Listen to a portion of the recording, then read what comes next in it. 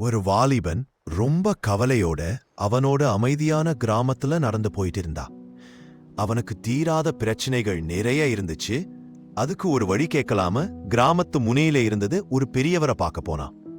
அந்த வாலிபன் பெரியவரை சந்திச்சதும் ஒவ்வொரு நாளும் அவன் வாழ்க்கையில வர்ற கஷ்டங்களை எல்லாம் சொல்லி, வாழ்க்கை ரொம்ப பாரமாவும் ஒரே இடத்துல நிக்கிற மாதிரியும் இருக்குன்னு சொன்னான். அந்த வாலிபனை பக்கத்துல இருந்த ஒரு ஓடைக்கு தன்னோட கூட வரச் சொன்னாரு. அங்க போனா விஷயங்கள் வேற மாதிரி பார்க்க கத்துத் தரேன்னு சொன்னாரு.